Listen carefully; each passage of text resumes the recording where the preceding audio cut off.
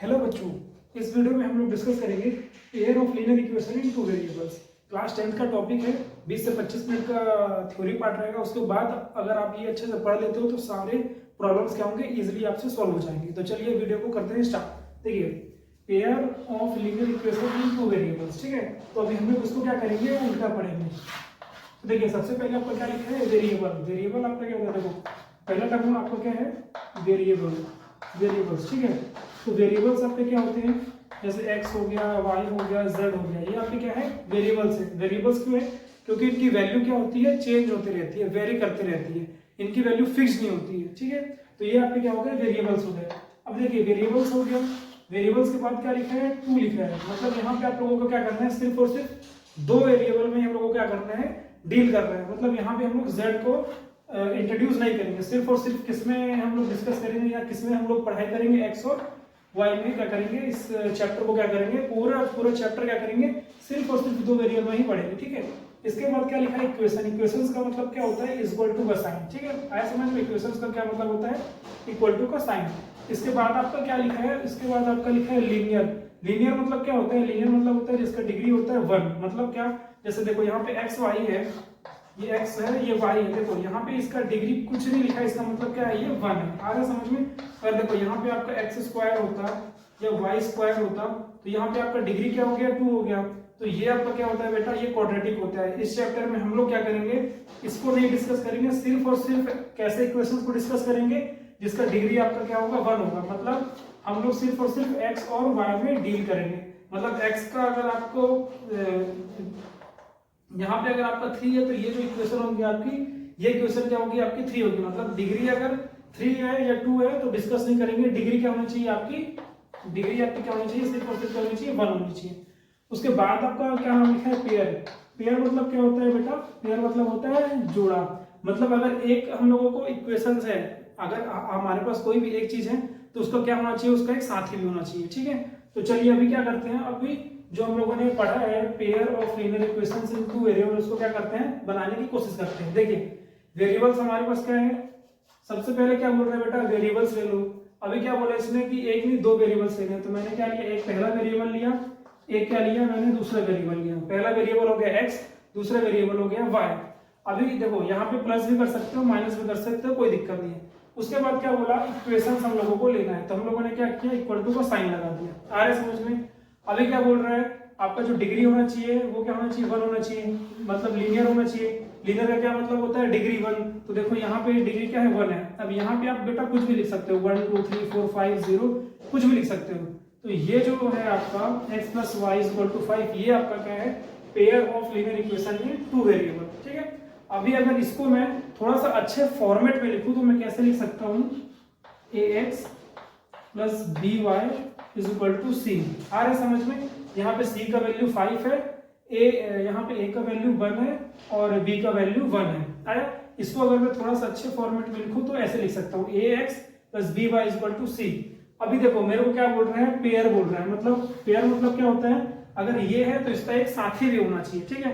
तो अगर मैं इसको a1 कर दूं, b1 कर दूं, c1 कर दूं, तो इसका एक और साथी लाऊं, उसका एक और साथी क्या होगा, a2x plus b2y this is equal to क्या होगा, c2। ये क्या है बेटा, ये है आपका complete pair of linear equation in two variable. आ रहा है समझ में। देखो ये कंप्लीट आपका क्या है, pair of linear equation in two variable. a1x plus b1y equal to c1, a2x plus b2y this is equal to c2। इसको इसका स्क्रीनशॉट ले लो, फिर हम लोग आगे पढ़ते हैं।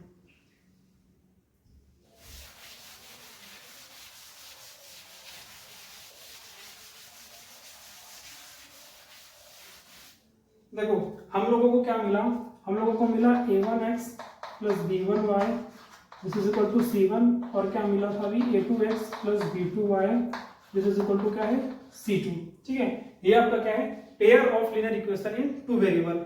अभी देखो ये क्या है आपका, सिर्फ और सिर्फ अगर मैं बोलूं ये क्या है, ये क्या रिप्रेजेंट करता है, ये क्या है आपका बेटा, ये है आपका स्ट्रेट लाइन। स्ट्रेट लाइन कैसे है वो मैं आपको इसी वीडियो पे आगे बता दूंगा कि ये कैसे स्ट्रेट लाइन है, ठीक है। और ये भी आपका क्या है बेटा, ये भी आपका क्या है, ये क्या रिप्रेजेंट करता है, ये जो इक्वेशन है, ये इक्वेशन क्या रिप्रेजेंट करती है? ये इक्वेशन रिप्रेजेंट करती है एक स्ट्रेट लाइन, ठीक है।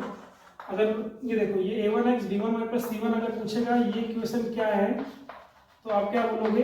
ये इक्वेशन क्या होती है? एक स्ट्रेट लाइन होती है। आ रहा है समझ में इतना? ठीक है, इतना स्क्रीनशॉट ले लो, रब कर लो, स्क्रीनशॉट ले लो, फिर मैं रब कर देता हूँ।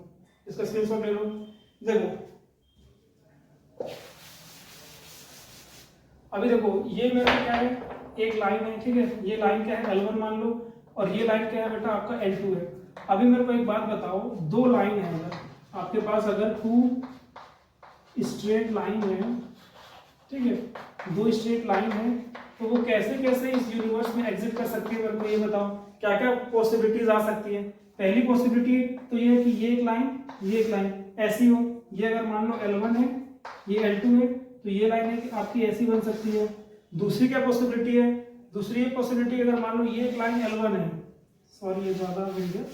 देखो अगर ये एक लाइन आपकी L1 है, तो दूसरा पॉसिबिलिटी क्या हो सकता है कि L2 क्या हो? इसी के ऊपर बन जाए, ठीक है। इसी के ऊपर ये आपकी लाइन बन गई क्या? L2। मतलब देखो एक लाइन L1 है, इसी के ऊपर एक और लाइन आ जाए L2, ठीक है। ये एक पॉसिबिलिटी बन सकती है। एक और पॉसिबिलिटी क्या बन सकती है? अगर ये लाइन आपकी L1 है, तो इसके ठीक ठीक पैरेलल बन जाए ये लाइन आपकी क्या है? L2 बन जाए, ठीक है। ये तीन बेटा पॉसिबिलिटीज बन सकती है अगर आपके पास दो स्ट्रेट लाइन है। पहली पॉसिबिलिटी क्या बनेगी? एक पॉइंट पे इंटरसेक्ट हो जाए। दूसरी पॉसिबिलिटी क्या बनेगी? एक के ऊपर हो जाए। और तीसरी क्या बनेगी? एक लाइन पैरेलल आपके दूसरी लाइन हो जाए, ठीक है। अब देखो अगर ये एक पॉइंट पे क्या हो रही है? इंटरसेक्ट हो रही है, तो इसको हम लोग क्या बोलते हैं? इसको हम लोग बोलते हैं यूनिक सॉल्यूशन। वो मैं बताऊंगा, ठीक है। अभी यूनिक सॉल्यूशन क्या होता है मैं बताऊंगा। अगर देखो ये लाइन L1, ये लाइन L2 है, सॉरी ये लाइन L1 है, ये लाइन L2 है, अगर एक पॉइंट पे इंटरसेक्ट हो रही है, तो हम लोगों को क्या मिलता है? हम लोगों को यूनिक सॉल्यूशन मिलता है। मतलब यहाँ पे सिर्फ और सिर्फ हम लोग को क्या मिलेगा? वन सॉल्यूशन मिलेगा। वन सॉल्यूशन क्यों मिलेगा? क्योंकि एक बार इंटरसेक्ट हो रही है, ठीक है।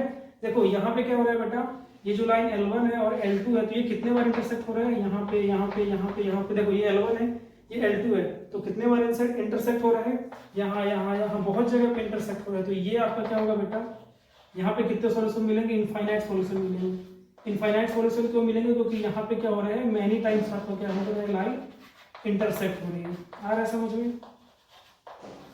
तो मेरे को बता दो यहाँ पे कितने सॉल्यूशन मिलेंगे? ये L1 है, ये L2 है, यहाँ पे कोई इंटरसेक्शन ही नहीं हो रहा है। ये लाइन L1 है, ये लाइन L2 है, तो यहाँ पे आपको क्या मिलेगा बेटा? नो सॉल्यूशन है, ठीक है।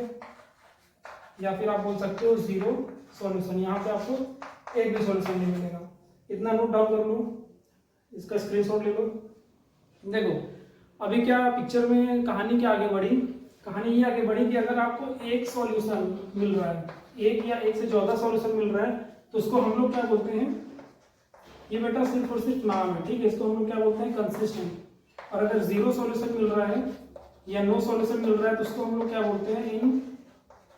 इनकंसिस्टेंट। आ रहा है समझ में? ये लिख लो। देखो यहाँ पे एक सॉल्यूशन मिल रहा है और यहाँ पे बहुत सारे सॉल्यूशन मिल रहे हैं, तो ये दोनों केस आपका क्या होगा? ये दोनों केस होगा आपका कंसिस्टेंट, और ये वाला केस आपका क्या होगा? इनकंसिस्टेंट, ठीक है। इतना करो, स्क्रीनशॉट ले लो इसको, फिर मैं रब करता हूँ।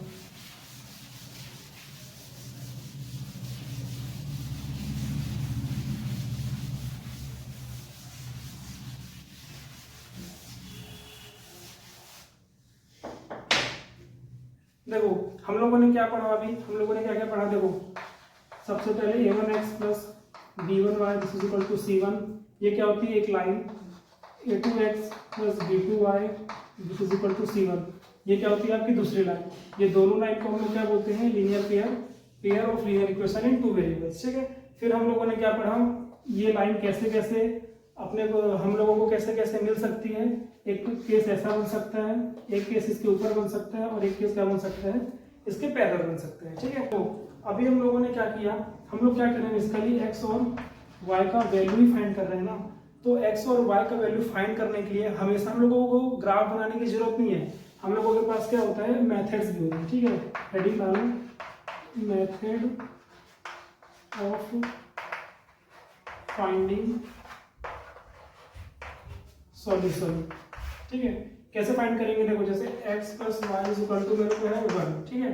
x plus 2y is equal to है 2, ये पहली इक्वेशन और ये दूसरी इक्वेशन, और मेरे से क्या बोल रहा है find the value of x and y। तो कैसे करेंगे, अभी देखो इसको ऐसे क्वेश्चन को सॉल्व करने के लिए ना हमारे पास दो मेथड होता है, एक होता है आपका सब्स्टिट्यूशन मेथड और एक होता है आपका एलिमिनेशन मेथड, ठीक है। तो अभी हम लोग क्या करेंगे, सब्स्टिट्यूशन मेथड को क्या करते हैं, सबसे पहले सब्स्टिट्यूशन मेथड से क्या करेंगे, x और y का वैल्यू फाइंड करेंगे, फिर क्या करेंगे एलिमिनेशन मेथड से फाइंड करेंगे, ठीक है। तो इतना नोट डाउन कर लो।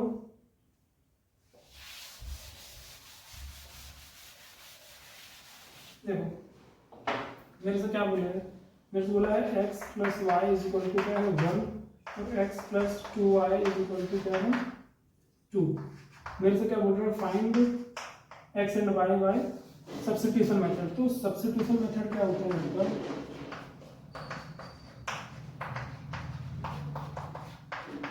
देखो सब्स्टिट्यूशन मेथड क्या होता है,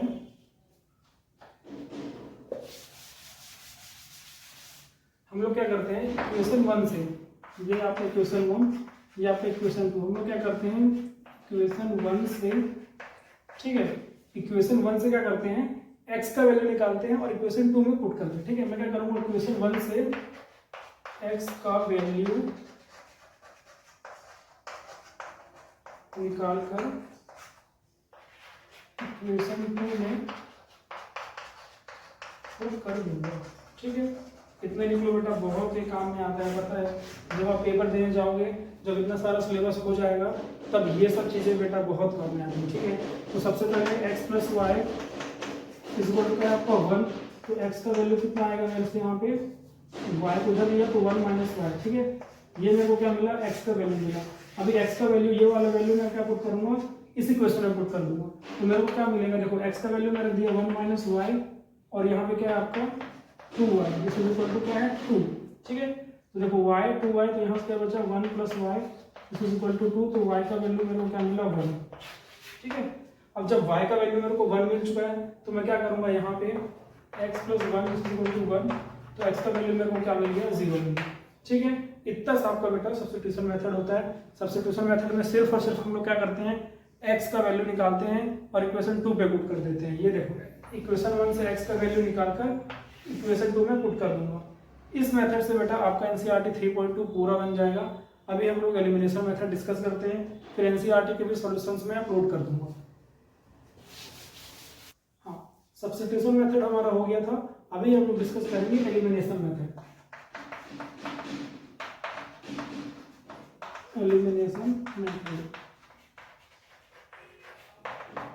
एलिमिनेशन मेथड क्या होता है, देखो अगर हमारी सिंपल सी इक्वेशन है x plus y is equal to 1, 2x plus 3y is equal to 3, और अगर बोल रहे हैं सॉल्व दिस इक्वेशन में एलिमिनेशन मेथड है, तो हम लोग क्या करेंगे किसी एक वेरिएबल को क्या करेंगे एलिमिनेट करेंगे, ठीक है।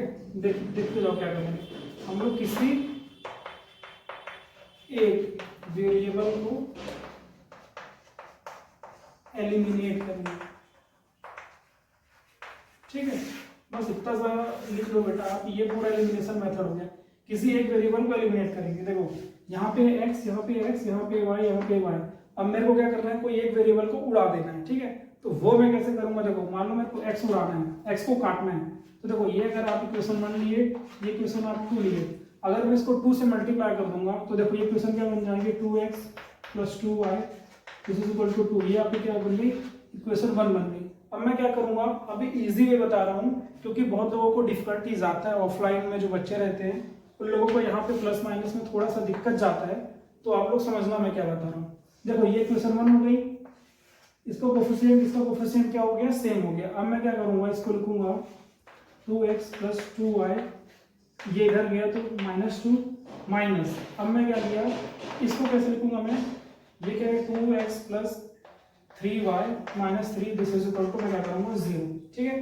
तो देखो 2x से 2x कटेंगे, यहाँ पे क्या बचा 2y minus 2 minus 3y plus 3 this is equal to 0।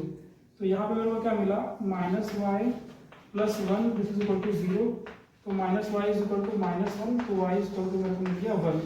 अब बेटा मेरे को y का वैल्यू मिल गया, अब y का वैल्यू मैं क्या करूँगा, इसके ऊपर कर दूंगा, तो 2x प्लस 1 इसमें रखा तो ये क्या बचा 3, दिस इज इक्वल टू 3 से 3 कटा, x का वैल्यू क्या आ गया 0 आ गया।